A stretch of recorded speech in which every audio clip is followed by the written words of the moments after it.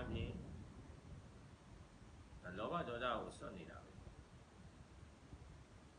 လူစီသားနေတော့ဒါတိလလည်းလုံနေတာပေါ့ဒီသားနေရင်ဒါအချိန်လေးရလာရင်ဒါအထိုင်လျောက်တမာတိကလည်းတည်လာတာပေါ့ဒီသားနေရင်သူကတိလတမာတိကပြည့်စုံလာတာပေါ့အခိုက်အတန့်အပြင်ပေါ့ဒီကအခိုက်လေးတွေပဲဖြစ်တာပေါ့လူတွေကငါတိလမလုံဘူးတချို့တွေဆိုရင်ရက်တောက်တာပဲဖြစ်ဖြစ်ပေါ့ဒီကျတန်ခါလောက်တယ်ဆိုရင်သူကတိလမလုံဘူးတိလမလုံရင်တရားထုတ်လဲလက်ကားပဲဒီလိုထင်တာပေါ့တိလလုံရင်တော့ပိုကောင်းတာပေါ့ဒါပေမဲ့မလုံလဲသူကဒီတတိပေါ့ဒီအခိုက်အားဖြင့်ပေါ့ဒီထားတဲ့အခိုက်မှာသူကတိလလုံနေတာပဲဒီကပြစ္ဆုတ်ကတဲတဲကြည့်မယ်ဆိုရင်အခုမလုံဘူးဆိုရင်အခုတိလလုံနေတာပဲပေါ့အတိတ်ကပြီးသွားပြီပေါ့မရှိတော့ဒီကဘဝဆိုတာလေဒီအခိုက်လေးတွေစုထားတာတဏှာကြီးဆိုတာကလည်းတဏှာကြီးတစ်စက်တည်းနေရတာမဟုတ်ဘူးတစ်စက္ကန့်ပြီးတစ်စက္ကန့်တစ်စက္ကန့်ပြီးတစ်စက္ကန့်နေရတာပေါ့3600စက္ကန့်ဝယ်တဏှာကြီးခေါ်တာဆိုတော့3600စက္ကန့်ကြီးတပြိုင်တည်းနေရတာမဟုတ်ဘူးတစ်စက္ကန့်ပြီးတစ်စက္ကန့်တစ်စက္ကန့်ပြီးတစ်စက္ကန့်ပဲဒီကနေလို့ရတာဒီကတဏှာကြီးကြားတယ်တဏှာကြီးရှိတယ်နေရကြားတယ်နေရရှိတယ်အဲ့လိုထင်တာကလွဲနေတာပေါ့လောကမြင်ကတော့ဒီလိုပြောတာပေါ့တဏှာကြီးရှိတယ်တဏှာကြီးကြားတယ်ပေါ့အခုဆိုရင်လည်းဒါတရားကျင့်ဆိုရင်တဏှာကြီးကြားတယ်လို့ပြောတာမမှန်တဏှာကြီးဆိုတာစက္ကန့်ပေါင်းဆိုရင်3600ပေါ့3600ကြီးတပြိုင်တည်းရှိတာမဟုတ်ဘူးသူကတစ်စက္ကန့်ပြီးတစ်စက္ကန့်တစ်စက္ကန့်ပြီးတစ်စက္ကန့်ပဲသူကစားထိုးနေတာအနည်း60နေရတယ်ဆိုရင်ဒီကအနည်း60ကြီးနေရတာမဟုတ်ဘူးပေါ့တစ်စက္ကန့်ပြီးတစ်စက္ကန့်တစ်စက္ကန့်ပြီးတစ်စက္ကန့်ပဲသူကဒီလိုနေရတယ်တို့တူပဲပေါ့အခုတတိကတ်တယ်ဆိုရင်သူကအခုခိုက်မှာဒါတိလတမာတိပညာပေါ့ပြည့်စုံနေတာပေါ့ပညာကတော့ဒါနည်းနည်းသင်ကြားဖို့တော့လိုသေးတာပေါ့တတိထားတိုင်းပညာကတော့ပြည့်စုံတာတော့မဟုတ်ဘူးပေါ့ဘာပြောတိလတမာတိကတော့ပြည့်စုံနေတာပေါ့အခိုက်အားဖြင့်ပေါ့ဘဝဆိုတာလည်းအခိုက်လေးတွေပေါင်းထားတာပဲလေအခိုက်လေးတွေပြည့်စုံလာရင်နောက်ပေါ့စိတ်ချရတဲ့ပြည့်စုံမှုပေါ့ဖြစ်သွားတာ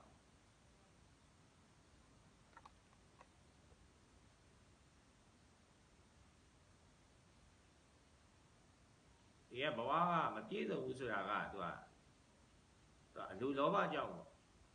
မပြည့်စုံဘူးထင်ရတာပေါ့မကာတစီရှိတဲ့လူကနှစ်စည်းလို့ခြင်းနေသူ့ဘဝကိုသူမပြည့်စုံဘူးလို့ပဲထင်တာအဲကတိန်းတရားတန်ကားစီးရတယ်အမေတိန်းနေရတန်ကားစီးခြင်းနေသူကမပြည့်စုံဘူးလို့ထင်ရတာဒီကတော့လောဘဒေါသမောဟကြောင့်ပေါ့ဘဝကမပြည့်စုံတာပေါ့ဒီလသမာဓိပညာနဲ့ပြည့်စုံသွားရင်သူကဘဝကလည်းဒါပြည့်စုံသွားတာ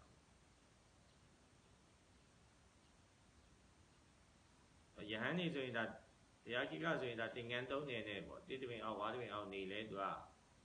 အလူလောဘကင်းနေတော့ဒါသူရဲ့စိတ်မှာ safe ပေါ့ပြည့်စုံတယ်လို့ဒါခံစားရတာ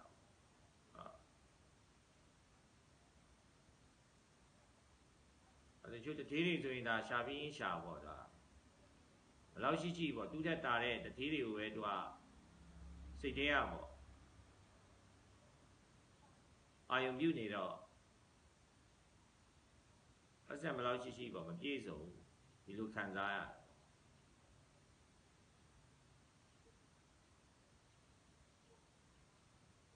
အခိုက်အားဖြင့်ပေါ့တတိထားနေမယ်ဆိုရင်ဒါအခိုက်အားဖြင့်လောဘဒေါသကိုဒါဆွန့်လွတ်နေတာပဲပေါ့သူကလောဘကြောင့်မပြည့်စုံတာပေါ့လောဘကြောင့်သူက လူချင်းနေတော့အဲ့လူချင်းနာမရတော့သူကမပြေဆုံးဘူးလို့ခံစားရတာတို့သူပဲပေါ့သူကဒေါသကြောင့်ပေါ့သူကမကြည်နပ်စရာဖြစ်နေတာပေါ့တယောက်နဲ့တယောက်ရံဖြစ်ကြတယ်မခေါ်ဘူးပေါ့နောက်ဒေါသလည်းပြည်သွားတော့ဒါပြန်ခေါ်သွားတာပေါ့ဒီကဒေါသဖြစ်နေလို့သူကမကြည်နပ်စရာဖြစ်ပေါ့မြင်နေတာပေါ့ဒေါသမရှိလို့ဘူးဆိုရင်သူကမကြည်နပ်စရာဖြစ်မရှိတော့ဘူးပေါ့ဒေါသကြောင့်မကြည်နပ်စရာဖြစ်နေတာပေါ့လောဘကြောင့်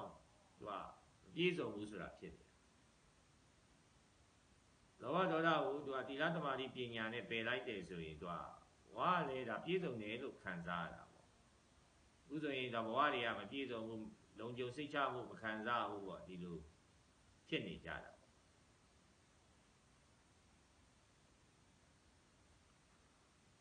ဒါတတိထားခြင်းရဲ့အကျိုးကျေးဇူးပေါ့ဒီတရားတိုင်ဟာနိဗ္ဗာန်ရောက်ဖို့နောက်ဘဝမှာအကျိုးပေးမယ်ပေါ့အခုဘဝဘာမှကျိုးမများဘူးလို့ထင်နေတာပေါ့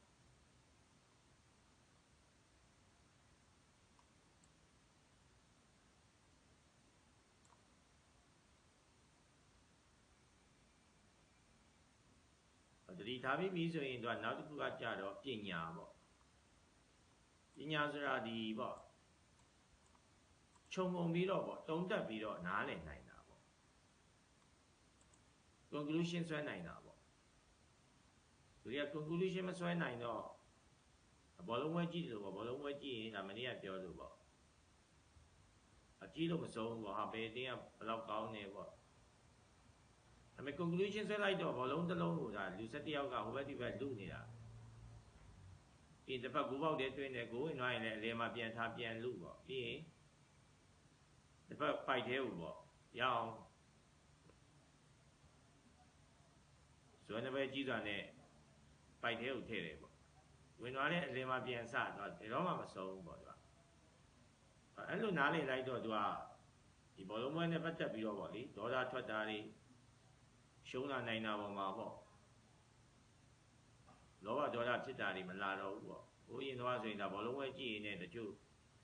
စိတ်လှုပ်ရှားပြီးတော့နှလုံးသွေးရက်ပြီးတော့တည်သွားတာတွေရှိတာပေါ့ကဘာဖလားမှာဆိုသူကသတိဉာဏ်ပညာနဲ့မကြည့်တတ်ဘူးဆိုရင်သူကလောဘဒေါသဖြစ်เสียကြီးပဲပေါ့အာကစားဆိုရင်တကယ်တော့ကျမ်းမာဖို့ပေါ့တကယ်တော့ကျမ်းမာတန်ဆန်းဖို့တကယ်တော့အာကစားလုပ်ရတယ်ဆိုတဲ့သဘောပဲဒါပေမဲ့အပျော်တမ်းဘောလုံးကင်တော့မှရန်နေဖြစ်ကြတာပေါ့ချစ်ကြည်ဘောလုံးကင်တော့မှပြောရတာချစ်ကြည်နောက်ရန်နေဖြစ်ကြတာပေါ့ဘာလို့ဆိုတော့သတိပညာနဲ့မလုပ်တတ်ဘူးဆိုရင်နေရာတိုင်းကသူကလောဘဒေါသဖြစ်ဖို့အကြောင်းကြီးပဲပေါ့ပညာကြတော့သူကဘာပဲမြင်မြင်ပေါ့ဘာပဲကြားကြားပေါ့ဘာပဲစားစားပေါ့သူကတူညီတဲ့ရှုထောင့်ကပေါ့ဓမ္မအမြင်နဲ့ပေါ့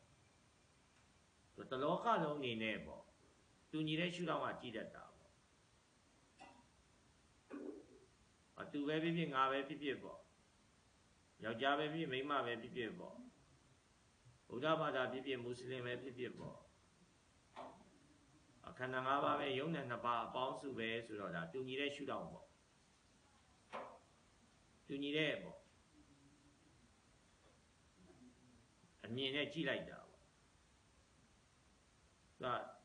တူနဲ့ငါနဲ့ကွဲတယ်ဆိုတာကသူကမတူညီတဲ့ရှုထောင့်ကကြည့်လိုက်တာပေါ့မတူညီတဲ့ရှုထောင့်ဆိုရင်သူကနှစ်ဖက်ဖြစ်သွားတာပေါ့ဆန့်ကျင်ဘက်ဖြစ်သွားတာတူနဲ့ငါနဲ့ပူတာနဲ့အေးတာနဲ့ပေါ့ကောင်းတာနဲ့ဆိုးတာနဲ့ပေါ့အထင်ကြီးစရာနဲ့အထင်သေးစရာနဲ့ပေါ့သူအဲ့လိုမြင်သွားတာနဲ့ဒါလောဘဒေါသဖြစ်တာကောင်းတယ်လို့မြင်သွားရင်သူကလောဘဖြစ်တယ်မကောင်းဘူးလို့မြင်သွားရင်ဒါဒေါသထွက်တယ်သူကတူညီတဲ့အမြင်နဲ့မကြည့်တတ်ဘူးဆိုရင်သူကစัญญဘက်ပေါ့မတူညီတဲ့အမြင်နဲ့ကြည့်တာပေါ့မတူညီတဲ့အမြင်နဲ့ကြည့်တာနဲ့သူကလောဘဒေါသတွေဖြစ်တာပေါ့မတူညီတဲ့အမြင်နဲ့ဘာလို့ကြည့်ရလဲဆိုတော့သူကပညာဉာဏ်မြင်နဲ့မကြည့်တတ်ဘူးပညာဉာဏ်မြင်နဲ့မကြည့်တတ်ရင်သူကတင်ညာရဲ့ပေါ့လွှမ်းမိုးမှုအောက်ကိုရောက်သွားတာပေါ့တင်ညာကတတ်မှတ်တဲ့အတိုင်းပဲသူကမြင်တော့တာသူကတင်ညာကိုနောက်တစ်ဆင့်ပေါ့တတိထားတတ်ရင်လည်းသူကအစွမ်းတစ်ဖက်ကလွတ်သွားတယ်တင်ညာကိုတတိမထားတတ်ဘူးဆိုရင်လည်းတင်ညာကသူကတတ်မှတ်ချက်တွေပေးတာပေါ့ကောင်းတယ်ဆိုးတယ်ပေါ့ မြင်လိုက်ရင်သူကအယောင်အစင်းပဲပေါ့သူအယောင်စင်းဆိုရင်သူကအစွန်းတစ်ဖက်ကလွတ်သွားတယ်အယောင်စင်းလို့မမြင်သူကဒီယောင်လေးကလှလိုက်တာဒီယောင်လေးကမလှလိုက်တာဆိုတာဖြစ်သွားအောင်ကြားလိုက်ရင်အတန်ပဲလို့သိရတာပေါ့သူကအတန်ပဲလို့မသိရင်သူကဒီတန်ပေါ်မှာပေါ့ကောင်းလိုက်တာဆိုးလိုက်တာတာယာလိုက်တာစူညံလိုက်တာသူကဖြစ်သွားတာသူကဘယ်တန်ပဲကြားပေါ့သူက sound process ပဲပေါ့သူကအတန်ပဲဆိုရတာသူကတူညီတဲ့ရှုထောင့်ကိုကြည့်လိုက်တာပေါ့ပကြီးပြဝဲတခုသွားမယ်ဆိုရင်လည်းဒီတိုင်းပဲပေါ့သူကတူညီတဲ့ရှုထောင့်ကကြည့်မယ်ဆိုရင်ဒီကဘယ်ပကြီးကားပဲဆွဲသူကဆေးဆက်တွေပဲအယောင်တွေပဲအယောင်တွေရဲ့အစုပေါင်းပဲ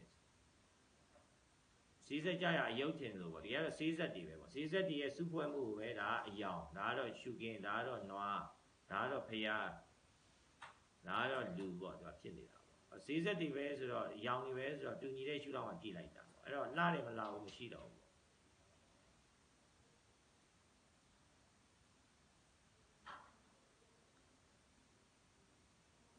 ပညာကြတော့သူကတူညီတဲ့ရှုထောင့်ကကြည့်တတ်တာ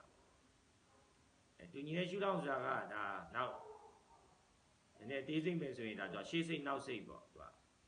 ဒီယုတ်တရားနဲ့တရားတွေကိုသူကနားလည်တယ်ဆိုတဲ့သဘောပေါ့ပညာဉာဏ်နဲ့ကြည့်တတ်ရင်တော့တခါတည်းလောဘဒေါသဖြစ်ကြောင်းကိုကသူကဖယ်လိုက်တာ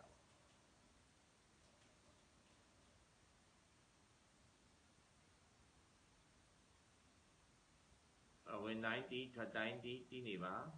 သတိမပါပဲလေမဝင်စေနဲ့သတိမပါပဲလေပြင်ကိုမထွက်စေနဲ့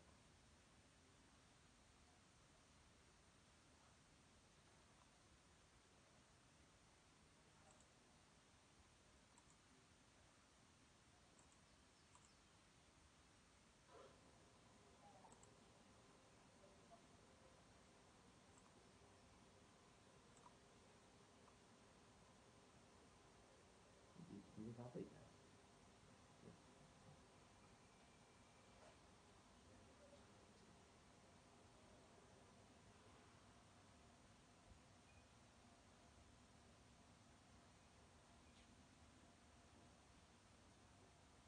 ာတရားထိုင်ရင်စေပါပြီ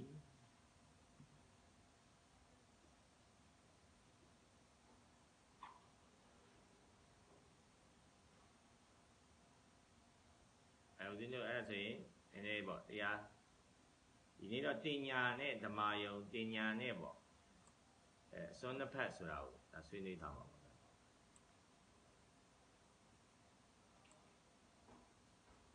းဇင်းတို့မနေ့ကတော့ဒါဟောလေဒါနန္ဒဘာဝကိုအကြမ်းမြင်ပြောထားတာပေါ့ဟုတ်လားမမိလားတော့မသိဘူးသူကနန္ဒဘာဝသူကဗာလဲဆိုတော့၄မျိုးရှိတာပေါ့၄မျိုးရှိတယ်သူကအဲ့စိတ်ရဲ့သူကစိတ်ဖြစ်ပြီးရင်နောက်မှာသူကတင်ညာရဲ့ဝေဒနာရဲ့စေတနာရဲ့ဆိုပြီးတော့နန္တရား၄မျိုးပေါ့သူ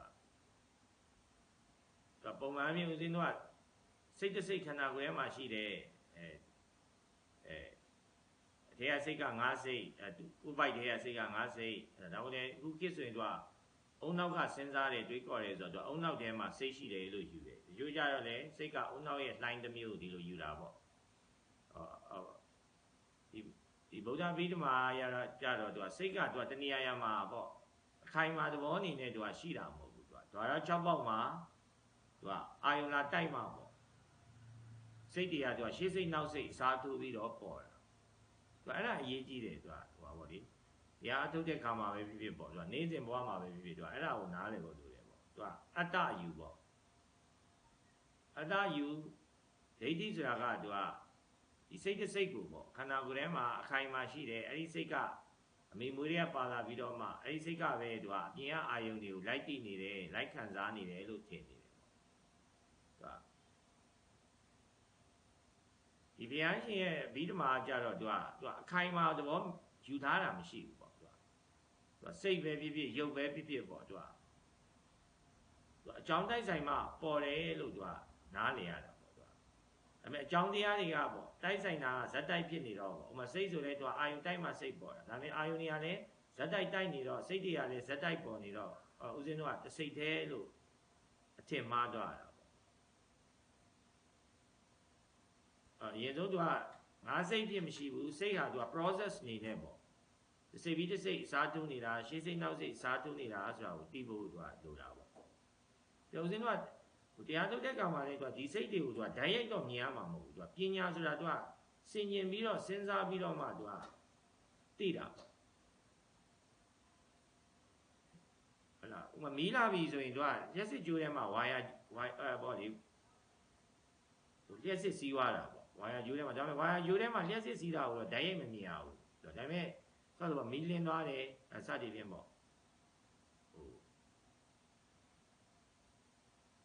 result တစ်ခုကိုသူကကျိုးတရားတစ်ခုကိုပေါ့လေမီးလင်းလာပြီဆိုတော့ဒါပြောစရာမလိုဘူးလို့ပေါ့ဝါယာကျိုးထဲမှာလျှက်စစ်စီးသွားလို့ကမီးလာတာအဲ့ဒီသဘောပဲပေါ့သူကဒီစိတ်တွေဖြစ်တာကိုသူကဓာတ်ရိုက်တော့မမြင်ရဘူးပေါ့ဒေါသထွက်တာလေဆိုရင်သူကဒေါသစိတ်ဖြစ်လာတယ်ဆိုရင်ဒါယင်းနေပူလာတယ်ပေါ့လေဒေါသထွက်လာရင်ဒါနှလုံးတွေဒုတ်ဒုတ်ဒုတ်နဲ့ခုံလာတယ်ပေါ့ယင်းနေပူလာတာကိုဦးဇင်းတို့ကတတိထားလိုက်ခြင်း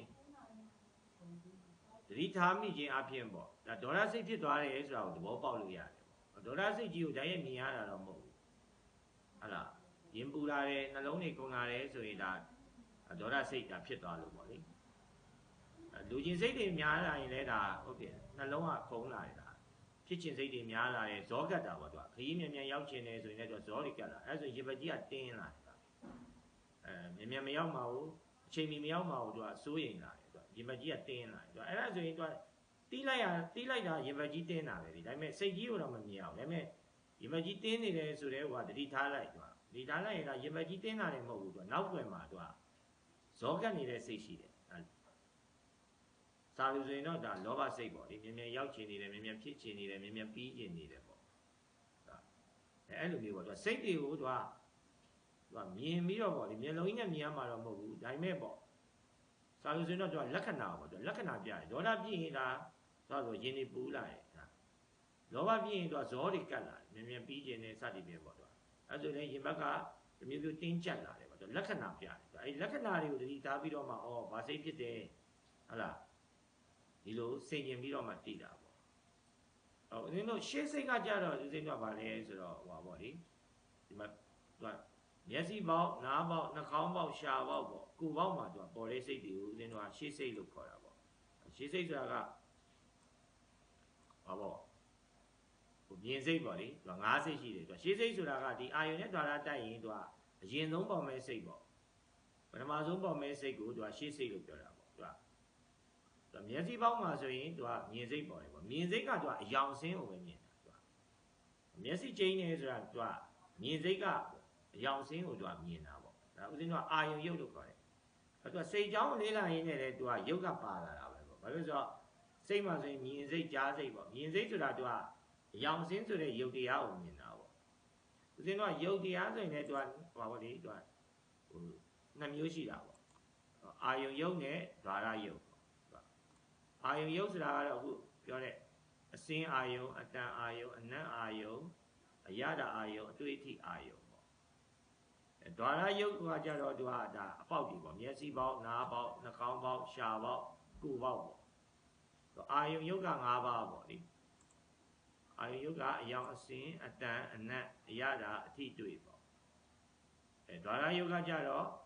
ဦးဇင်းတို့မျက်စိပေါ့နားနှာခေါင်းရှားကိုယ်ပေါ့သူကသူကဒီကမျက်စိပေါက်မှာမြင်စိတ်ပေါ်ရင်သူကအယောင်ဆင်းပဲမြင်တာလှတယ်မလှဘူးမသိဘူးသူကအယောင်ဆင်းကိုသူကလှတယ်မလှဘူးဆိုပြီးတော့လှုပ်လိုက်တာကြတော့မြင်စိတ်ကလှုပ်တာမဟုတ်ဘူးပေါ့မျက်စိကလှတယ်လို့မသိဘူးသူကနောက်စိတ်လို့ခေါ်တဲ့အမတ်တင်ညာပေါ်လာတော့မှ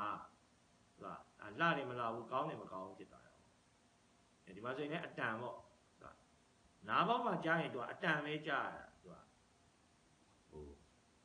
ဟိုအော်ကြီးဥဆိုရင်သူအတန်ပဲလာတိုက်တာပေါ့အတန်ထဲမှာကြက်မပါဘူး CAT ကတ်ဆိုရင်နားထဲမှာလာတိုက်တာကတ်ဆိုတဲ့အတန်ပဲလာတိုက်တာသူကအဲ့ထဲမှာကြောင်မပါဘူးပေါ့ဒါပေမဲ့ဒီတန်ပေါ်မှာဒါကြောင်ပဲဒါခွေးပဲပေါ့ဟိုဗုဒ္ဓောဆိုရင်ဒီကအတန်ပဲလာတိုက်တာဗုဒ္ဓောဆိုတာနဲ့ဒါဖရာဆိုပြီးဖြစ်သွားတယ်အရဟံဆိုရင်လည်းဒါဖရာဆိုပြီးတော့ဒါဖြစ်သွားတယ်သူ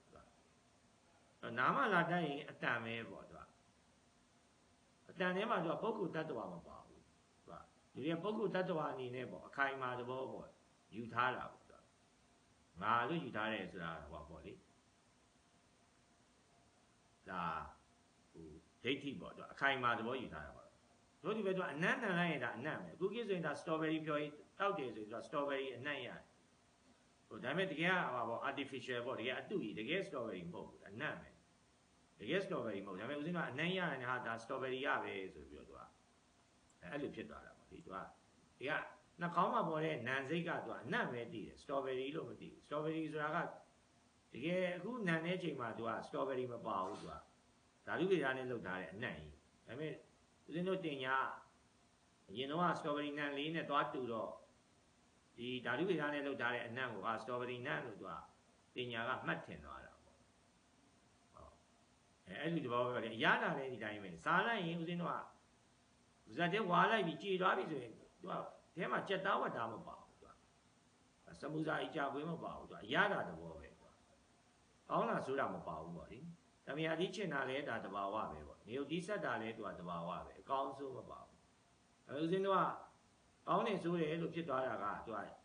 ရှာမှာပေါ်တဲ့စိတ်ကဖြစ်တာမဟုတ်ဘူးသူကဘယ်မှာဖြစ်တာလဲဆိုတော့ဒီနောက်စိတ်လို့ခေါ်တဲ့အမတ်တင်ညာကသူကလှုပ်လိုက်တာပေါ့အဲဒီမှာဟဲ့လားသူကရှာမှာပေါ်တဲ့စိတ်ကတော့သူကရတာသဘောပဲတည်တာပဲဒီပေါ်မှာကြက်သားဝက်သားဟဲ့လားမကောင်းဘူးကောင်းနေဆိုတာကနောက်စိတ်လို့ခေါ်တဲ့တင်ညာကလှုပ်လိုက်တာပေါ့လေတို့ဒီပဲကုကာယနဲ့ပေါ့အထီးတွေးနဲ့တိုက်မယ်ဆိုရင်လည်းသူကဒီတိုင်းပဲသူကကုကာယမှာကျတော့ဗာစိတ်ပေါ်လဲဆိုတော့ထိတွေ့စိတ်ပေါ့ပါဠိလိုဆိုရင်ကာယဝိညာဉ်လို့ခေါ်တယ်ထိတိစိတ်ပေါ့ထိတွေ့စိတ်ကလည်းသူကဒီမာရာပြော့တာပေါ့ပူရာအေးတာကိုပဲတည်တယ်မယုံရင်ဦးဇင်းတို့မျက်စိမိတ်ပြီးတော့လက်ညှိုးနဲ့လိုက်တို့ကြည့်လေဘာပဲညာပဲတော့မသိဘူးသူကမာရာပဲပြော့တာပဲသူကမျက်စိမိတ်ပြီးတော့ငယ်တော့ဗုဒ္ဓလုတ်တောက်တဲ့ short လို့ပေါ့သူကလက်နဲ့လိုက်ကြည့်ကြည့်သူကမာရာပြော့တာပူရာအေးတာဒါပဲတည်တယ်ပေါ့ဒါပေမဲ့သူကမာရာလေးစမ်းမိတယ်ပြော့တာလေးစမ်းမိတဲ့ပုံမှာလူမိပြီလို့ဆိုပြီးတော့မျက်စိပွင့်ကြည့်လိုက်တော့မဟုတ်ဘူးတခြားဟာကြီးဖြစ်တယ်တကယ်တော့သူကထိမိရင်သူကပထဝီပဲပေါ့လေမာနာပြောတာဆိုရင်ဒါပထဝီပဲပေါ့ပူရာအေးတာကိုထိမိရင်ဒါတေဇောပဲပေါ့ဒါပေမဲ့တေဇောကိုပူရာလေးနှွေးတာလေးစမ်းပြီးတော့လူမိပြီဆိုမျက်လုံးပွင့်ကြည့်လိုက်တော့မဟုတ်ဘူးပေါ့တော့ပူတဲ့ပုံမှာပေါ့နှွေးတဲ့ပုံမှာဒါလူပဲလို့တွေးတင်တာကြတော့သူကကိုကာယမှာပေါ်တဲ့စိတ်မဟုတ်ဘူးသူကနောက်စိတ်လို့ခေါ်တဲ့အမတ်တင်ညာကသူကလှုပ်လိုက်တာပေါ့လေသူအဲ့ဒါလေးတွေကိုသူကသတိထားမိရမယ်အဲ့တော့အဲ့ဒါလေးကိုတတိထားမိရင်ဘယ်လိုအကျိုးရှိလဲဆိုတာဒါနောက်ခုပြီးရင်ပြောမှာပေါ့လားအဲ့တော့တို့ဒီပဲပေါ့အခုငလင်စားလို့တော့ဆိုရင်လူတွေကဟိုစပိန်တယောက်ဆိုရင်ဒါဖြူးမှာပေါ့သူကစပိန်စီးနဲ့သူကရမ်းခါသွားတော့သူကဟာဘိန်းပေါက်ပြီးတင်ပြီဆိုရက်လိုက်တာပေါ့ပြီးတော့မှဘိန်းပေါက်တာမဟုတ်ဘူးသူကငလင်လှုပ်တာဖြစ်တယ်ကိုကာယပေါက်ကကြတော့ဒီလိုပဲပေါ့လှုပ်တာကိုပဲတည်တာသူကငလင်လို့မတည်ဘူးသူကလှုပ်တဲ့ပုံမှာသူကဆိုဟာဘိန်းပေါက်တာပဲဟာလားဟိုဘာဖြစ်တာပဲလို့သိလိုက်တာပေါ့လေသူကနောက်စိတ်ကမှသူကဒီပေါ်မှာပေါ့သူကဆုံးဖြတ်လိုက်တာပေါ့တတ်မှတ်လိုက်တာပေါ့ဟာလားမိတ်ဆွေတယောက်ဆိုရင်သူကကားစီးနဲ့တခါလေရမ်းခါသွားတာပေါ့သူကားကတကယ်အခုမှဝါရှော့ကထုတ်လာလှုပ်လဲရမ်းခါပါဟာသူကဝါရှော့စရာကိုဒေါသထွက်သွားတယ်ဟာဒီကောင်ကပြင်လိုက်တာဟာလားအခုမောင်းတာမှမကြသေးဘူးပြန်ပြီးတော့ပေါ့ပြုတ်ထွက်သွားပြန်ပြီဆိုပြီးတော့သူကဝါရှော့စရာကိုပြစ်တင်တာပေါ့ပြီးတော့မှကားရက်ပြီးတော့မှအောက်ကိုကြည့်မယ်လေလို့တော့သူကပြောရင်တော့ငလင်လောက်တာဖြစ်တယ်ဟုတ်ကိုကာယအပြင်တိရတာဦးဇင်းတို့ကလှုပ်တာပဲတိတာငလင်ပဲလို့မသိဘူးဘိန်းပေါက်တယ်လို့မသိဘူးဟုတ်လားဝါရော့စရာလှုပ်လိုက်တယ်လို့မသိဘူးကာယပေါက်ကပေါ့ကိုကာယမှာပေါ်တဲ့စိတ်တွေကလှုပ်တာငြိမ်တာမာတာပြော့တာပူတာအေးတာဒါပဲတိတာအဲ့ဒီပုံမှာမှမကောင်းဘူးကောင်းတယ်ငလင်လှုပ်တယ်ဟုတ်လားဘိန်းပေါက်တယ်ဆိုတာကတော့ဦးဇင်းတို့နောက်စိတ်တင်ညာကလှုပ်လိုက်တာပေါ့ပြောရင်ကတော့ရှေးစိတ်ကကြတော့သူကclassify မလုပ်သေးဘူးပေါ့သူက judge မလုပ်သေးဘူးပေါ့အကောင်းဆုံးမခွဲဘူးပေါ့သူကရှေ့စိတ်ကတော့သူကဦးဇင်းတို့ဟာလားစာလို့ဆိုရင်တော့မြင်စိတ်ကြားစိတ်နာမ်စိတ်စားစိတ်သူကတွေးတိစိတ်တွေကကြတော့ဟောပေါ့လေအကောင်းဆုံးပေါ့သူကခွဲခြားတတ်မှတ်ခြင်းသူကမရှိသေးဘူးပေါ့ဟာလားနောက်စိတ်တင်ညာလို့ခေါ်တဲ့ပေါ့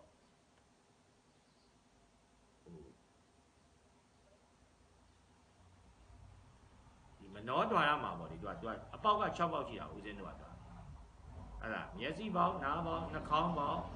xa bao cụ kaya bao đi bao mà bỏ đi xây đi à cha đó và có nên số đề số ví dụ là bà về nhà về số ví dụ là thiên chí gì à thiên tế gì à số ví dụ giá trị lâu điều là mà nhiều cái media tháo vào đó lắc cao là nhà ý quên lại hoài ông như vậy số bao nhiêu hoài ông lắc cao điều quên lại là giờ miếng gì bao nhiêu miếng hoài ông mấy là suy luôn em đi điều miếng gì bao nhiêu bỏ em miếng gì caoแต่မဲ့ဦးဇင်းတို့နောက်စိတ်ကတော့ဟာရွှေတွေဝတ်တာပဲဆိုရင်ဗီဒီယိုဟာရွှေတွေဝတ်တာပဲဆိုဟာအထင်ကြီးတဲ့စိတ်တွေဟာစသည်ဖြင့်ပေါ့တချို့ဆိုရင်ဒါဖားခြင်းတဲ့စိတ်တွေပဲဖြစ်ပေါ့ဟဲ့လားဒါဟုတ်လေနောက်စိတ်မှာဝေဒနာပေါ့သဘောကျတဲ့စိတ်တွေဟဲ့လားသူ့လိုဖြစ်ခြင်းတဲ့ခံစားချက်တွေစေတနာတွေပေါ့ဆက်ကပေါ်လာတာအမှန်မြင်လိုက်ရင်အယောင်ပဲသူကအတုတွေဝတ်လာတာလည်းဖြစ်နိုင်တာပဲလေဟဲ့လားအမေကမြင်လိုက်တာနဲ့အယောင်ပဲလို့ဦးဇင်းတို့ကရှေးစိတ်ကိုတတိမကတ်မိဘူးပေါ့ရှေးစိတ်ကိုတတိမကတ်မိတော့သူကနောက်စိတ်တင်ညာမှာရွှေတွေပဲဟာသူကတော့ဝက်နိုင်လိုက်တာဟာအထင်ကြီးစရာပဲဆိုရင်သူကတင်ညာပေါ်ထားတာပေါ့ဒါပေမဲ့ဦးဇင်းကတင်ညာပေါ်တယ်လို့လည်းမသိဘူးသူကတကယ်ပဲထင်ကြီးစရာလို့ထင်ပြီးတော့ဟာလားဒီဝေဒနာပေါ့ဝေဒနာဆိုတဲ့ပီတိတွေဟာလားသဘောကျတဲ့ခံစားချက်တွေဖြစ်မယ်အားကျတဲ့ခံစားချက်တွေဖြစ်မယ်သူကဝေဒနာခံစားတာဟာလားအဲ့ပေါ်မှာစေတနာတွေဖြစ်လာတာပေါ့စေတနာဆိုတာစိတ်စောတိုက်တွန်းတာပေါ့စိတ်စောတိုက်တွန်းတော့အားကျတာပေါ့သူ့လိုဖြစ်ခြင်းနဲ့စိတ်ဖြစ်နေမယ်ဒါမှမဟုတ်လေနာလိုတဲ့စေတနာတွေဖြစ်ရင်လည်းဖြစ်မယ်စေတနာဆိုတာစိတ်စောတိုက်တွန်းတာပေါ့ဟုတ်လားအဲ့တော့သူအာဟုတုစိတ်တွေလည်းဒါဖြစ်သွားနိုင်တယ်သူစေတနာပေါ်ပြီးပြီဆိုရင်သူကဒါစိတ်စောတိုက်တွန်းတာမှာသူကအာဟုတုလည်းဖြစ်နိုင်တယ်သူ့လိုဖြစ်ခြင်းနဲ့အားကျတယ်ဒါမှမဟုတ်လေဒီလိုဖြစ်တာကိုသူကမလိုလားဘူးပေါ့မနာလိုနေဆိုတာမလိုလားဘူးပေါ့ဒီလိုဖြစ်နေတာမကြိုက်ဘူးပေါ့ဟုတ်လားဘယ်နည်းကတော့ဒီစိတ်ဖြစ်စဉ်ဖြစ်သွားတယ်ဒါပေမဲ့ဦးဇင်းတို့ကအဲ့ဒါကိုအမှန်တိုင်းမသိဘူးပေါ့ဟုတ်လားဝါမြင်တာနဲ့ရွှေပဲရွှေစွာနဲ့ကောင်းတာပဲအထင်ကြီးစရာပဲသူကတင်ညာတတ်မှတ်လိုက်တာပေါ့အပြင်အဲ့ဝေဒနာကလိုက်ပြီးတော့ခံစားပြန်ရောဟာဒီလိုဝေးရရင်ငါတော့ကောင်းမှာပဲစသဖြင့်ပေါ့ခံစားရတယ်ပြီးရင်တော့အားထုတ်တယ်ပေါ့စေတနာသူ့လိုဖြစ်အောင်ကြိုးစားမယ်ဒါမှမဟုတ်လည်းသူတို့ကမဟုတ်တာတွေလုပ်ပြီးတော့ချမ်းသာတာပါစသည်ဖြင့်ပေါ့သူကမနာလိုတဲ့စိတ်ပဲဖြစ်ပေါ့ဒါမှမဟုတ်လည်းအားကျတဲ့စိတ်ပဲဖြစ်တော့စိတ်ဖြစ်စဉ်ကသူကတစ်စိတ်ပြီးတစ်စိတ်စားထိုးသွားတာပေါ့ဦးဇင်းတို့ကအဲ့ဒါကိုတတိမထားမိဘူးပေါ့တတိထားမိတော့လောဘဒေါသကိလေသာတွေဖြစ်တဲ့ပထမနေ့ကပြောလို့ပါအဲ့တော့မှသူပရိစ္ဆသမုပ္ပါလဲတာပေါ့တကယ်ဖြစ်သွားတာကဒီရှေးစိတ်နောက်စိတ်နန္တဘာဝ၄မျိုးဖြစ်သွားတာငါးစိတ်ဖြစ်တာမဟုတ်ဘူးအထင်ကြီးစရာဖြစ်တာလည်းမဟုတ်ဘူးအထင်သေးစရာဖြစ်တာလည်းမဟုတ်ဘူးပေါ့ဒါပေမဲ့ဦးဇင်းတို့ကဒီစိတ်ဖြစ်စဉ်တွေပေါ့ဒီယုတ်တဘာဝနန္တဘာဝတွေပဲဖြစ်သွားတယ်လို့မသိဘူးပေါ့မသိတော့ဘာဖြစ်လဲဆိုတော့အထင်ကြီးစရာဖြစ်တယ်အထင်သေးစရာဖြစ်တယ်ဟဲ့လားငါမှဖြစ်တယ်သူ့မှဖြစ်တယ်လို့သူကအထင်လဲမှားလဲမှားရောသူကဒီအကျိုးတရားစိတ်တွေပေါ်မှာသူကဘာဖြစ်လဲဆိုတော့အကြောင်းတရားပြင်ဖြစ်တာအကြောင်းတရားပြင်ဖြစ်တာပေါ့လားအဲ့ဒါမျက်စိဘောက်ကမြင်တယ်ပေါ့အကျိုးတရားမြင်တယ်မြင်တဲ့ပေါ်မှာရှေးစိတ်ကမြင်တယ်ပဲဖြစ်တာအယောင်ဆင်းပဲဖြစ်တာသူကမြင်တာလေးပဲဖြစ်တာပေါ့အယောင်ပဲတိလိုက်တာပေါ့အဲ့ဒီပေါ်မှာတတ်မှတ်တယ်ပေါ့တတ်မှတ်တယ်ဆိုတာတင်ညာပေါ်သွားတာအထင်ကြီးစရာပဲလှလိုက်တာပဲတတ်မှတ်တယ်တတ်မှတ်တဲ့ပေါ်မှာဝေဒနာခံစားတယ်ပေါ့ဒါအကျိုးတရားစိတ်ပေါ့အကျိုးတရားစိတ်တွေဦးဇင်းတို့ကမတည်ဘူးတကယ်ပဲပေါ့လှလိုက်တာတကယ်ရွယ်ပဲထင်ကြီးစရာလို့အဟုတ်လဲထင်လဲထင်ရောဒီဘက်မှာသူကဆွဲလန်းနဲ့အားထုတ်တယ်ပေါ့ဆွဲလန်းနေဆိုတာသဘောကျရင်လည်းကြမယ်မနာလိုဖြစ်ရင်လည်းဖြစ်မယ်တချို့ဆိုမနာလိုတာမပြီးတော့ဘူးဒါဆွဲလန်းတဲ့အစိတ်ရောက်သွားတာပေါ့အားထုတ်တယ်သူကစေတနာတွေပေါ့တချို့ဆိုမနာလိုဖြစ်ရင်သူကမကောင်းကြံတယ်ပေါ့ဒါအာဟုတုအလုပ်တွေလည်းဒါလုံးမိတာပေါ့လေစသည်ဖြင့်ပေါ့သူကအဲ့တော့ဗာလဲဆိုအကြောင်းတရားတွေလုပ်ပြီးတော့နောက်တဲ့အကျိုးဆက်အနေနဲ့ဒါအကျိုးပေးတွေပေါ့အကျိုးတရားဝိပါကတွေဦးဇင်းတို့ကထပ်ပြီးတော့ဖြစ်စေတာပေါ့အဲကြောင့်ဦးဇင်းတို့ကဒီပေါ့လေပြစ္ဆုတ်ပံအကျိုးတရားပေါ့ဒီကပြင်ဟဲ့လားဘာတွေတကယ်ဖြစ်နေလဲပေါ့လေဒီပြစ္ဆုတ်ပံမှာဘာတကယ်ဖြစ်နေလဲလို့ဆိုတာဦးဇင်းတို့သိရတာပေါ့ဟဲ့လားလွယ်ပြောမယ်ဆိုရင်ပြစ္ဆုတ်ပံမှာဖြစ်နေတာကသူကမြင်လိုက်ရင်သူကအယောင်ဆင်းပဲဖြစ်တာမြင်လိုက်ရင်ဦးဇင်းတို့ကအယောင်ဆင်းပဲဖြစ်တာပေါ့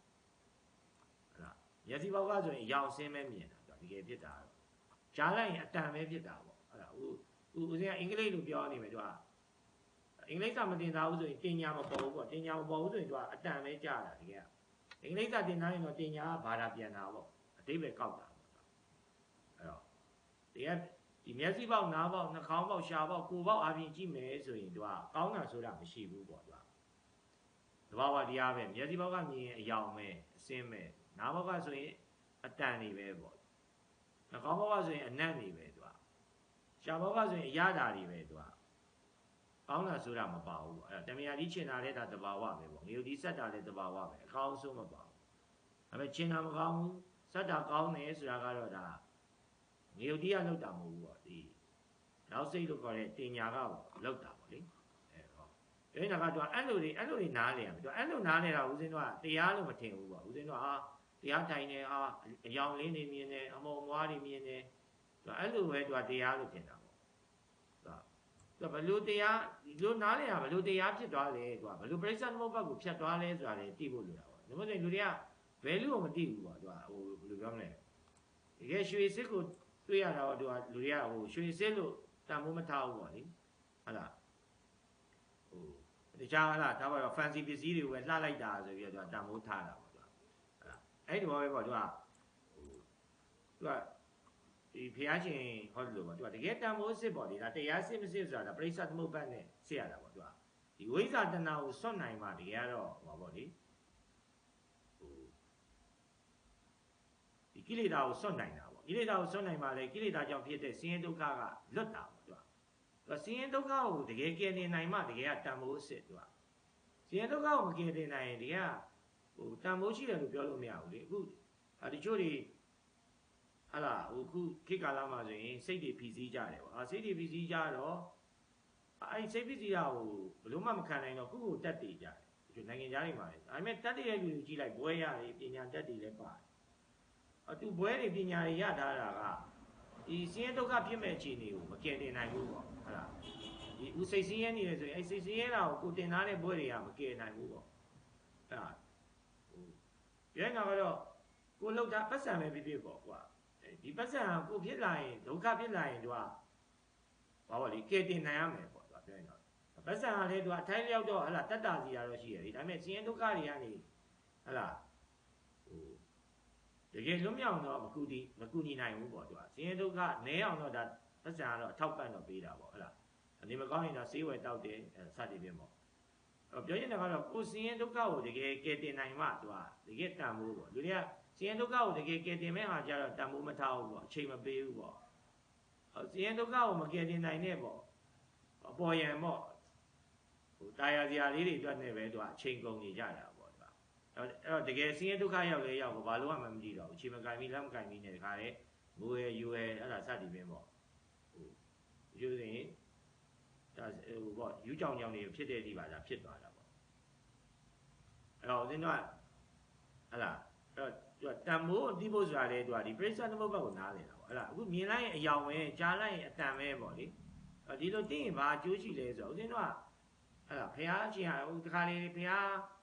ဓမ္မစကြာတွေပါလေရွတ်တော့လေဦးဇင်းတို့ကကြားဘူးတာပဲအစွန်းမရောက်နဲ့ဟလာဦးဇင်းတို့ကအစားကြည့်ရင်လည်းဒါပါတော့၄ဘက်ကစားတယ်ဆိုရင်အမင်းစားတာများနေပြီဟလာလွန်နေပြီမင်းဒါအလွန်ကျွမစားနဲ့ဟလာဖះအလေလက်ဟောတာဆိုတော့၄ဘကန်စားဆိုတော့၄ဘကန်စားနေရနေမင်းများတယ်အလေလက်စားဆိုတော့ကိုက2ဘကန်လောက်ပဲစားမယ်ဒီလိုကျင်တာပေါ့အလေလက်ဆိုရင်လည်းကိုကတရားတိုင်တာဒီလိုဆိုရင်2နာရီလောက်တိုင်တော့မင်း2နာရီတိုင်တာများတယ်ဒီလောက်တော့မင်းအလွန်ကျွံမလုံးနဲ့တရားတွေကိုအဲ့ဒါလေလက်လုံးဆိုတော့သူက2နာရီတိုင်ကနေ1နာရီတိုင်ရမယ်ဒီလိုထင်တာပေါ့ဆိုတော့ဟုတ်သူကစွန်းတစ်ပတ်ဆိုတာကသူကတင်ညာကိုနားလည်မှာပေါ့သူကစွန်းတစ်ပတ်ကိုနားလည်တာဦးဇင်းတို့ဟလာဒီရွှေချောင်းမှာဆိုဓမ္မယုံမှာဆိုရင်ငါးမှာဆိုရင်ဒါပန်းမင်းနေစိုက်ထားတာပေါ့ဟလာပန်းမင်းတွေကအပွင့်လေးတွေပေါ့လေတွေ့ရတာပေါ့လေနောက်အဲ့မှာရေတပန်းမင်းမှာအသီးတွေလည်းတီးတယ်ဒီကအပင်ပေါ်မှာတော့အသီးပေါ့သူကအောက်လဲကြတော့သူကလူတွေအမိုက်ရှုပ်လိုက်တာဖြစ်သွားပန်းဒီကအပေါ်မှာလဲတကယ်တော့ကြီးလိုက်တော့ပန်းပွင့်မယ်အောက်ကြီးလိုက်တော့လဲသူကပန်းပွင့်မယ်ဒီကတော့လေဟလာဟိုဘာမှမကွာဘူးပေါ့လေဒါပေမဲ့အပေါ်မှာကြည့်တော့လေပန်းပွင့်ဆိုလဲအဝါရောင်လေးပေါ့ဟလာအောက်ရောက်လဲအဝါရောင်လေးပဲဒါပေမဲ့လူတွေကအပင်ပေါ်မှာကျတော့ဒါပန်းပွင့်လေးတန်ဖိုးထားစရာလို့ထင်တယ်အောက်လဲရောက်တော့သူကအမိုက်လို့ထင်တော့အမှန်မှန်တော့ဒါပဲလေသူကဒါပဲသူကမြင်နေရတာပဲပေါ့အဲ့ဒါသူအမှန်မှန်တင်ညာတတ်မှတ်လိုက်တာဒီကဟလာသူကသပင်ပေါ်မှာသူက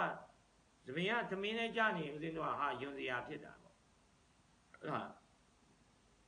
သပင်ကသမင်းလုံးနဲ့သမင်းမကန်နဲ့ကြာနေသပင်ကယွန်စရာသပင်ပေါ်မှာသမင်းလုံးတစ်လုံးတင်နေသမင်းလုံးကယွန်စရာဖြစ်တယ်မှန်မှန်အဖြူနဲ့အမဲပဲပေါ့သူကသမင်းထဲမှာ သပင်ရောက်နေတော့ထားပါတော့အဲ့ဒါအဖြူနဲ့အမဲပဲပေါ့လေအဲ့ဒါသပင်ပေါ်မှာအဖြူတင်တော့သူကအမဲကများပြီးတော့အဖြူကတကွက်လေးဖြစ်နေတာပေါ့မြင်လိုက်အယောင်စင်းပဲပေါ့ဒါပေမဲ့ဦးဇင်းတို့ကမတင်းတယ်ဘူးမကောင်းဘူးဆိုတာတွေကသူကနောက်စိတ်တင်ညာတတ်မှတ်တာပေါ့ဟုတ်လားဒါချို့ပြောတယ်ဟုတ်လားဥပမာကိုယ့်လက်ထဲမှာပတ်စံပေါ့လေပတ်စံထဲမှာဖွင့်ကြည့်လိုက်ပေါ့ပတ်စံ9000ရှိတယ်ဟုတ်လားသူက9000ကတွေကတော့ဟုတ်လားမျက်စိပေါက်မှာကြည့်လိုက်ရင်အယောင်အစင်းပဲဦးဇင်းတို့ကဒါပေမဲ့ဦးဇင်းတို့ကဟုတ်လားနောက်ကြတော့ဟုတ်လားဒီတင်ညာကသူကအတိတ်ကိုအမြဲတမ်းပေါ့အာရုံပြုတယ်ပေါ့အခုက9000ရှိတယ်ဆိုတာကသူကဟိုဟုတ်လားဒီတက်မကရှိခဲ့တာလည်းရှိမှာပဲဒါပါအခုမှ9သိန်းရှိတာပဲဖြစ်ပေါ့9သိန်းရှိတဲ့ခိုင်းမှာဟိုးရင်တော့ကိုကတိန်း100ရှိခဲ့တာကိုတတိယလိုက်အာရုံပြုလိုက်အခု9သိန်းရှိတာကသူကနည်းတယ်ဖြစ်သွားဟုတ်လားဆရာကြီးဦးစိုးလင်ကပြောတာရှိတယ်ဒါနည်းတယ်များတယ်တင်နေရင်လည်းကိုမွေးတော့ပေါ့အခြေအနေကိုအာရုံပြုလိုက်ဆိုတော့ကိုမွေးတော့ဘာမှပါလာတာမဟုတ်ဘူးလေတေသွားတော့လေဒီကဘာမှယူလာလို့မရဘူးလေဒါရုပ်ပိုင်းဆိုင်ရာမှာဆိုရင်သူကဒီကရုပ်ပိုင်းဆိုင်ရာဆိုရင်ဘာမှရှုံးတာမြတ်တာမရှိဘူးပေါ့အကျိုးဆိုရင်ဟလာအိမ်ရောင်းလို့ဟာရှုံးတာနဲ့မြတ်တာနဲ့ပေါ့သူကဟလာဒီကမွေးသားချင်းတွေအာရုံပြုလိုက်ကိုဘာမှပါလာတာမဟုတ်တော့ဒီကရတဲ့မြတ်အမြတ်ကြီးပဲလေဟလာတေသွားတော့လေကိုသားခဲ့ရတော့ဒီကအရှုံးမြတ်ဆိုတာတကယ်မရှိဘူးပေါ့လေသူကဒါပေမဲ့ကိုက9သိန်းရတယ်ဆိုရင်ဟလာအရင်တော့ဟလာ10သိန်းလောက်ရတာကိုအာရုံပြုလိုက်တော့ဟာရတာနည်းတယ်ရှုံးတယ်လို့တင်တာပေါ့အဲ့လိုမျိုးပေါ့ဟလာကိုပတ်စံတပြားမှမရှာနိုင်တဲ့အခြေအနေမျိုးဟိုအရင်တော့ကလည်းဒါရှိခဲ့တာပဲအခု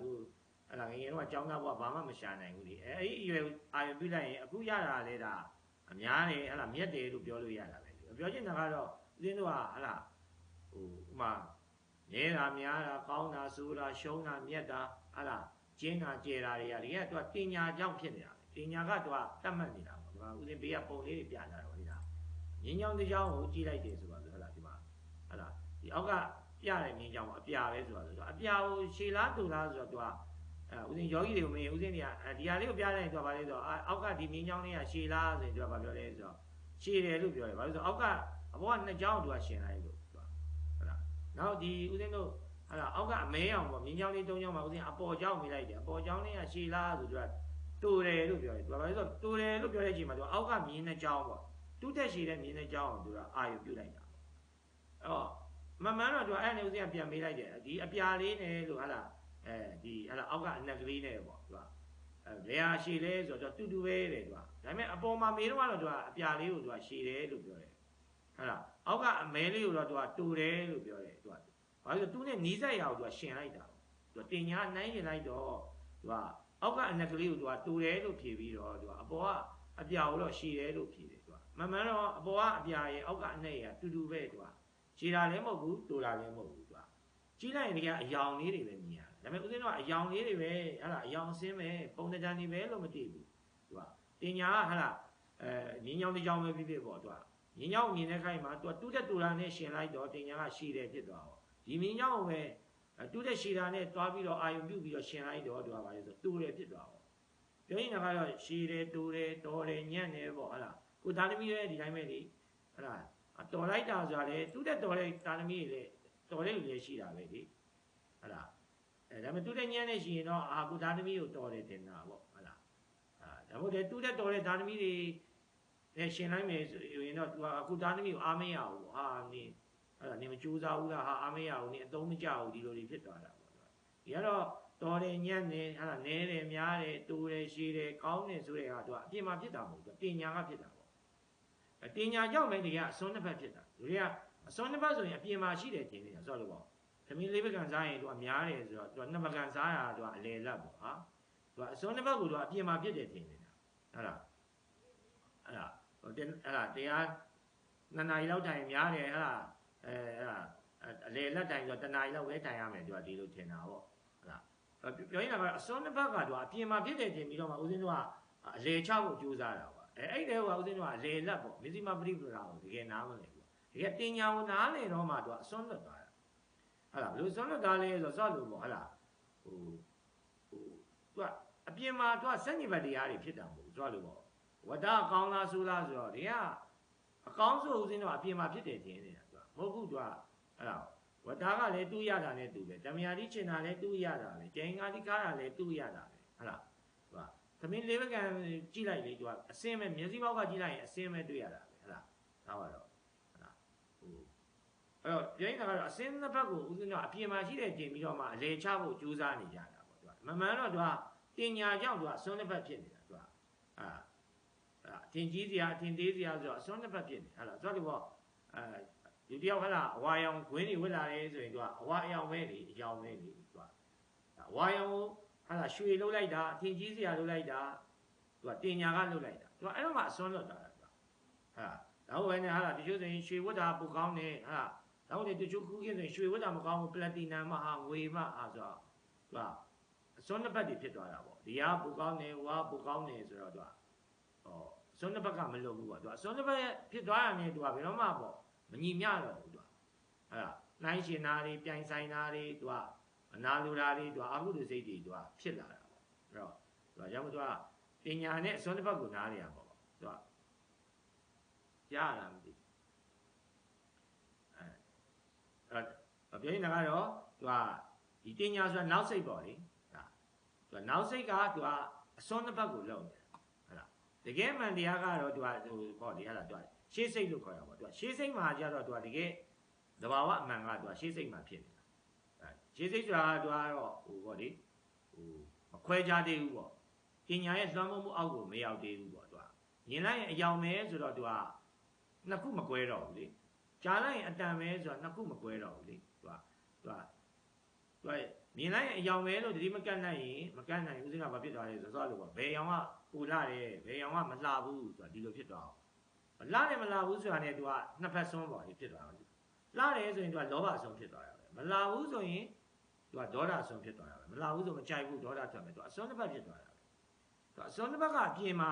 ဖြစ်တာမဟုတ်ဘူးသူရှေးစိတ်ကိုတတိမထားမိဘူးရှေးစိတ်ကသဘာဝတရားအနေနဲ့ဖြစ်နေတာပေါ့သဘာဝတရားကိုပဲသိတာနောက်စိတ်ကမှသူကအစွန်းတစ်ဖက်ဖြစ်အောင်သူကခွဲခြားလိုက်တာပေါ့မဟင်းတစ်ခွက်စားတယ်အဲ့ဒါငရုတ်တီးစားတယ်တမယာအဲ့ဒါကြီးညှစ်လိုက်တယ်စသည်ဖြင့်ပေါ့တယောက်ကချင်တာမကောင်းဘူးဟလားဆက်တာလေးမှကောင်းတယ်တယောက်ကလည်းချင်တာကောင်းတယ်ပေါ့ဟလားဒီကချင်တာလည်းသူ့တဘာဝပဲပေါ့ငရုတ်တီးဆက်တာလည်းသူ့တဘာဝပဲသူကရှာကသူ့အရသာတဘောသူ့တဘာဝကိုပဲသိတာပေါ့အဲ့တော့သူကမခွဲကြတော့သူကရှေးစိတ်ကကြတော့သူကအလယ်မှာပေါ့မြစီမပရိပဒါပေါ့အလယ်လမ်းပေါ်မှာပေါ့သူကရောက်သွားတယ်ဆိုတဲ့သဘောပေါ့ဟုတ်လားနောက်စိတ်ကတင်ညာမှဦးဇင်းတို့ကဟာဟိုဟာမကောင်းဘူးဒီဟာကောင်းတယ်ဆိုတော့သူကအစွန်းဖြစ်သွားတာပေါ့ဟုတ်လားအဲ့တော့စပြီးတော့ပေါ့ဦးဇင်းတို့ကဒါမြင်လိုက်အယောင်ပဲဆိုတော့ဟာလွယ်လွယ်လေးပဲထင်တာပေါ့တကယ်အဲ့မြစီမပရိပဒါအလယ်လမ်းကိုဒါစပို့တာပဲပေါ့ဦးဇင်းတို့ကမြစီမပရိပဒါအလယ်လမ်းဆိုရင်ကမေခင်ရှိပါမေခင်ရှိပါဗာလဲတမာဒိဋ္ဌိတမာသင်္ကပ္ပပြီးတကယ်အလယ်လက်နားလည်လားဆိုတော့မလည်ဘူးဆိုလို့ပေါ့ကိုနားလေလိုပဲပေါ့တမင်းလေးဘက်ကန်စားနေများနေအလေလက်ဆိုနှစ်ဘက်ကန်စားရမယ်ဒီလိုပဲကိုအလေလို့ထင်နေတာပေါ့မေးအဲ့တော့ဦးဇင်းတို့ကဟလားစပြီးတော့ပေါ့လေဒါကြောင့်ဦးဇင်းတို့ကဒီပညာနဲ့အလေလန်းကိုနားလေရမှာပေါ့ဟလားပညာကြတော့သူကအဲ့ဒီပေါ့လေဒီရှေးစိတ်နောက်စိတ်ကိုနားလေတာပေါ့ပညာဆိုတာသူကရှေးစိတ်ကကြတော့သူကဒီဟလားတဘာဝတရားကိုနားလေတာပေါ့ဓမ္မပေါ့တကယ်ဓမ္မတဘာဝဖြစ်နေတာကိုသူကဓာတ်ရိုက်မြင်တာပေါ့ဟုတ်လားဦးထိလိုက်တယ်ဆိုရင်ဒီကပထဝီကိုပဲထိရတာဦးဇင်းတို့ကဟိုမျက်စိမိတ်ထားကွာဖရာကြီးကိုတွားပြီးတော့ထိကြည့်သူကပထဝီပဲထိမိတာသူကမျက်စိမိတ်ထားရင်ဘာမှမသိဘူးလေမျက်စိဟုတ်လားကြားလားဖြစ်လား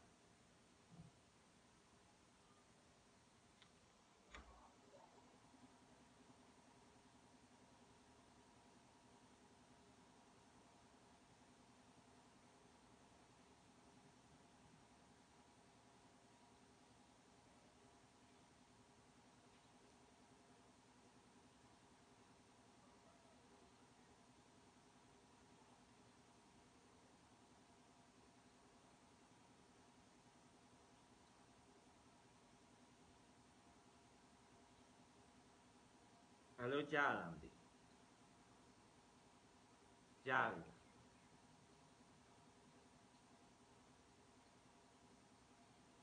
ကြားလား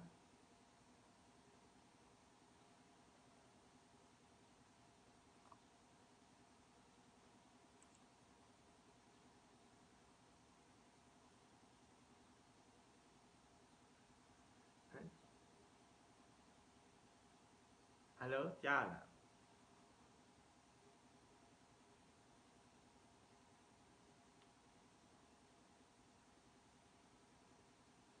ဘက်ကမကောင်းတာဒီဘက်ကမကောင်းဘူး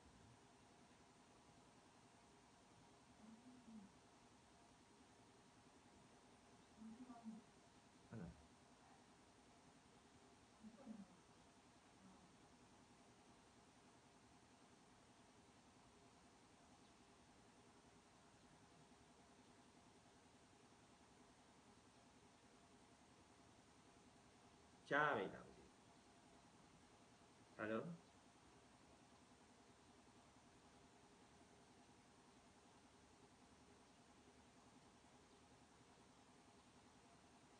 လိုကြားလား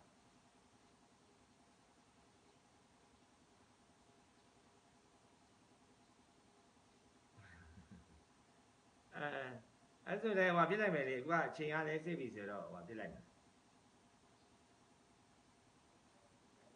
နတ်ဗမာအဲ့ဒါညီကုန်းချုပ်မှာပေါ့လေအခုကတော့အဲ့ဒါဒီ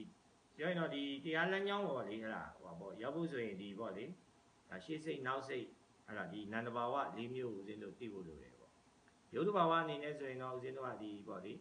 မြင်လိုက်ရင်အယောင်ပဲကြားလိုက်ရင်အတန်ပဲအဲ့ဒါထိလိုက်ရင်ဒါပထဝီပဲစားလိုက်ရင်အရသာပဲဆိုတဲ့ဒီရုပ်တရား၅ပါးလောက်တော့ဦးဇင်းတို့ဟုတ်လားသဘောပေါက်ထားမယ်ပေါ့သူကပညာဉာဏ်ဖြစ်ဖို့ကြတော့သူကတုဒ္ဓမယဉာဏ်သူကလိုတယ်ပေါ့လေသူကဒီရေလာမြောင်းပေးပေါ့သူကဘယ်လိုနှလုံးသွင်းရမလဲဆိုတာကိုသူကဟောပေါ့ပြည့်ဖို့လိုတာပေါ့ဟုတ်ပါပြီအဲ့ဆိုရင်ဦးဇင်းတို့ဟုတ်လားမျှဝေလိုက်မှာပေါ့နော်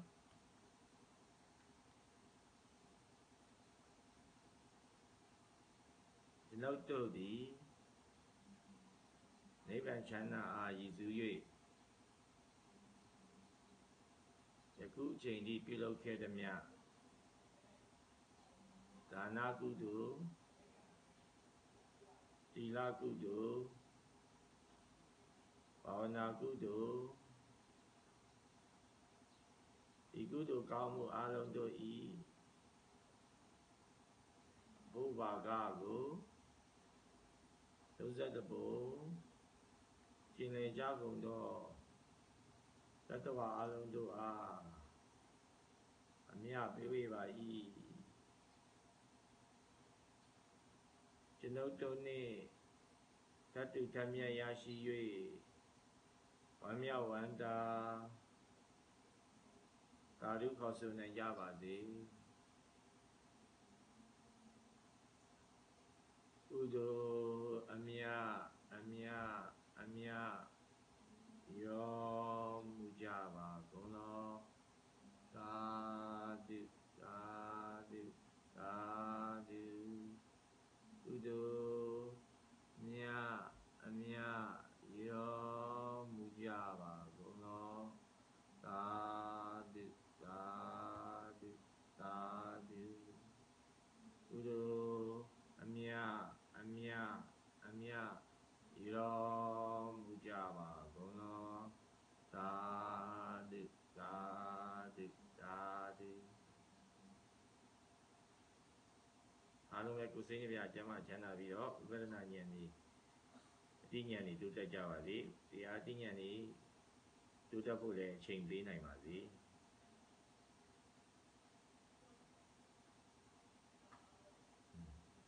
ဒကမာကြီးတော်စုကအတမကြောက်ဘူးကပိတ်ထား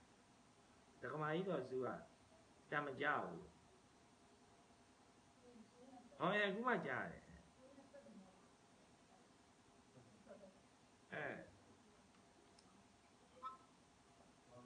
အခုမှကြားတယ်နားနဲ့လားမသိဘူး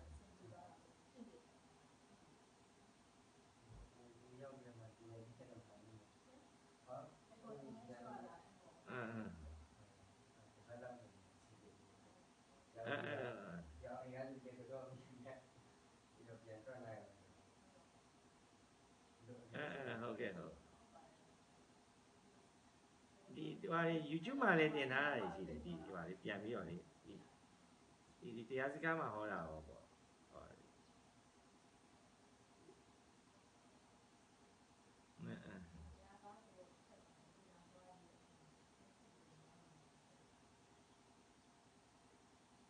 ဟုတ်ကဲ့ဟုတ်